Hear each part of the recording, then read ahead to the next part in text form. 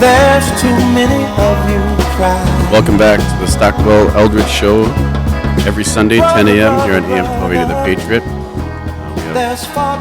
I'm Jason Stockwell with Remax Results. Soothing music. And I'm Dawn Eldridge, Remax Results. I noticed you got that smooth. I was trying to lower my voice there a little bit. Yeah, really smooth. Get a cup of coffee and a blanket and snuggle in on a Sunday morning. We have Stephanie Havel, Wells Fargo, and Nate Nelson with Mesley and Kramer here. And we're going to get into some of the topics that are great to go over in housing, and also with the little stuff on the news that you're seeing about justices being appointed and all those things with Trump. I know Nate is, as an attorney, involved in a lot of those things as well. I'm probably curious about all those things. But here's the quote of the week from someone that you may have heard of, Albert Einstein. He was a German-born American physicist. Anyway, in the middle of every difficulty lies opportunity. So if you are struggling right now with the politics or struggling in life or anything going on, or something bad happened, in the middle of every difficulty lies opportunity. So I would say that in real estate, if you're a buyer and you're struggling to find a home, or you lost out in multiple offers 3-4 times, there's an opportunity.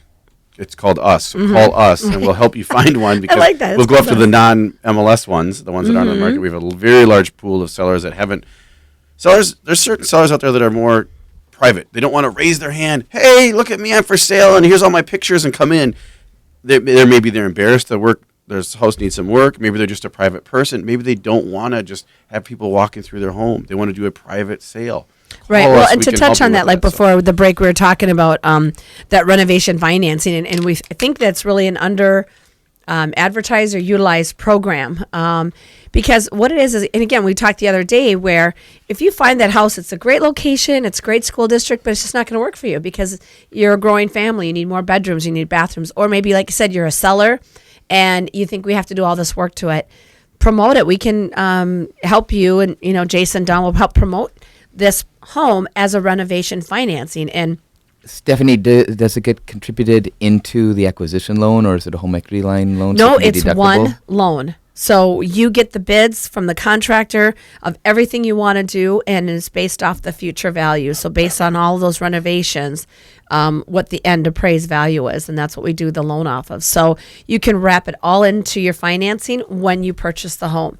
And you can move into the home as long as there's no health and safety renovations that be needed, so you could move in and, finish up those last couple of things. Does the homeowner get the tax deduction for the interest on that loan, like they would a home equity line or a traditional acquisition loan?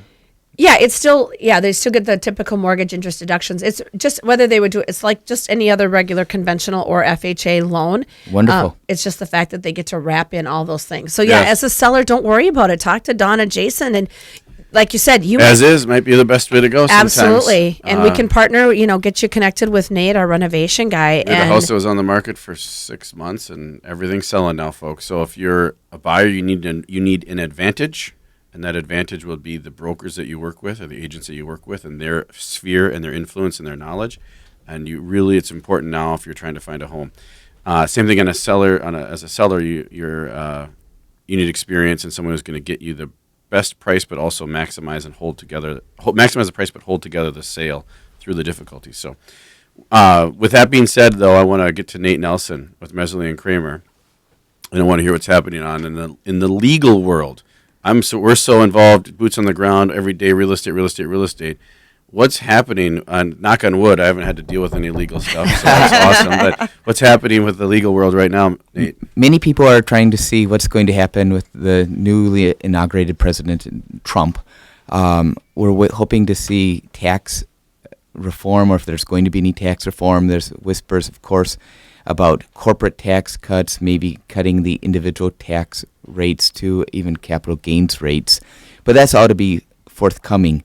Immediately, the topic right now deals with his Supreme Court appointment of Neil Gorsuch, who... Well, time out. That's a topic, yes.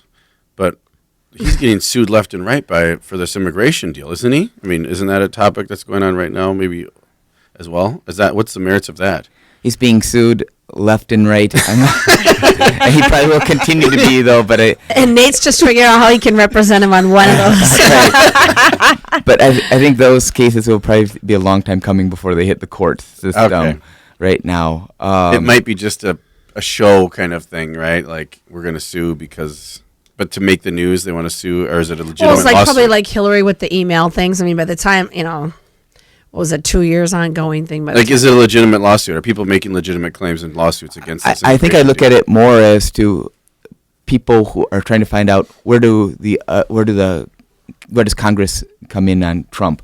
Who's on his side? Who's not on his side right now? It's a real good way to flesh out: are you going to join in, or are you not going to join in on the suit? Because he may very well have his own personality and a bit of a pulpit right now, but to find out how effective he will be is going to be determined how well he can work with Congress. Yeah. And I think people are kind of taking sides right now. Yeah. And then the other question about that, the justice appointment, isn't that someone that I read online? And again, this is part of the online stuff that is frustrating. I read online that everybody hates him on the Democrats. They don't like him. But then I read another article online that said that Obama himself approved this person years ago. So where's the truth in this? I mean, what is this person going to make it, and are they good? Or what's happening? Sure. I'd like to. Well, that's a great question. If they make it or do they not make it, and if there's a filibuster or whatnot. I think the short answer would be, if it's not going to be Neil Gorsuch because of any shenanigans go on to stop that, Trump's next response is going to be someone that they definitely would not like. It's going to be even worse. But really, the issue of the Supreme Court is one of the unique powers of the president to influence legislation for many years after he or she's gone. And this issue really kicked off last May when Justice Scalia died, because there was an opening. But right now we're also looking at 3 justices aged 78 and above, 2 of whom are largely considered liberal, liberally bended, if you will. And they were, if Hillary would have won, they probably would have stepped down. Now Ginsburg and Breyer, along with Kennedy, who's also sometimes seen as a swing vote, are just going to try their very best to hang on to 2020. But at that age, anything could happen, if you will. So basically, you have to die to be taken off of the Supreme Court? It's a lifetime appointment. Wow. And the idea is, if you would basically stay on at least as long as the next president would be of like mind as the president that appointed you. I see. So no retirement then. Where they don't get to retire apparently. They can't enjoy the. But both Bushes, if you will, Clinton and Obama were each able to appoint 2 Supreme Court justices. Trump already has 1, and now there's a potential for 3 more. So he'll probably get 2 at minimum, is what you're saying, in the potentially, but maybe more. It'll be over someone's dead body. But yeah, well, and unfortunately, but that's amazing that they stay that long. Because that's why they were hanging on for Hillary. You could argue some of them may have been. Oh, they were hanging on for Hillary, and then they're going to be like, okay, we're done. And then there we go. But now all of a sudden, 4 more years. If they do they do testing? I don't want to say testing, like not drug testing, but I'm talking like mental testing. Yes, I was going to ask the same thing. Dementia, Alzheimer's. Like I'm going to assume that's going to be one of the best kept secrets. But again, you are starting with some of the finest minds in theory. Yeah. What's that? Do you repeat that? I'm not I'm not of the finest mind, so you're going to have to talk a little slower, Nate. Yeah, can you slow it down for us over here? The theory? No, I'm just saying in theory, we're already starting with some of the very best minds in the country. Oh, I got you. Irrespective of your political So even bent. if they are great and they start deteriorating rapidly, they're still great. They could deteriorate to our level, is what you're saying, but even it might be a while before we could figure out if they're slipping or not, right? I get it. That was a joke. See, look at how he tells a joke. Thank you. I didn't even get it. That's how good it was, right? That was an attorney joke, but yeah, that dry humor, real dry. But again, looking at Gorsuch, I got the joke. Thank you. He's 49 years old. Trump saying he could go for 50 years. Wow, that's young. That's how old I am. That'd be 99 by my simple math. 98 or 100, right? Depending if it's a leap year, I guess.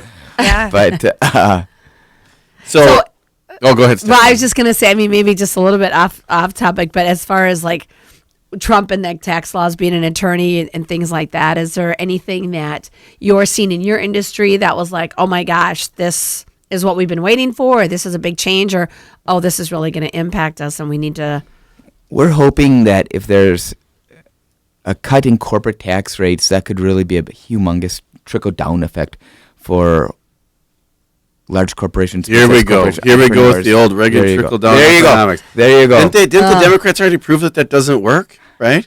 I mean, and if they cut capital gains, there's going to be more. Just kidding. Well, and I heard that they're. But they use the same languages all the time. Well, you know, it's called bottom. What is Obama's? He did the opposite of trickle down. He did bottom up or something like that. That's on bottoms up. I don't play that on the station. You build wealth. You build a strong group from the ground up. From bottom up, and then the Republicans are like, nope, it's top down. So.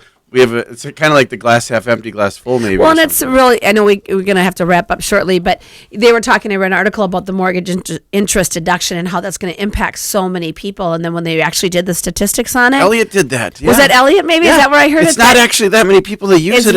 I mean, we all use it, but the benefit you get from it isn't as great as everybody's like, oh my gosh, it's going to be awful and you're going to hurt all of America. And it's like, when you really do the I mean, it impacts me. I get to write it off, but. Yeah.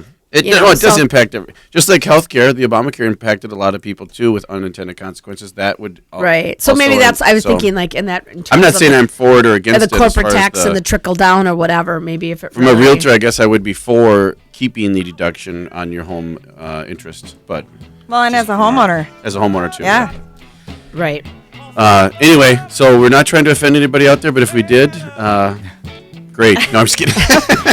We'll be back with more. Still love us and still love others, okay? Further in that mouth. We can still help you buy and sell a house. We'll be back with more. No one's ever heard of a lawyer that's offended anyone. I better knock on wood.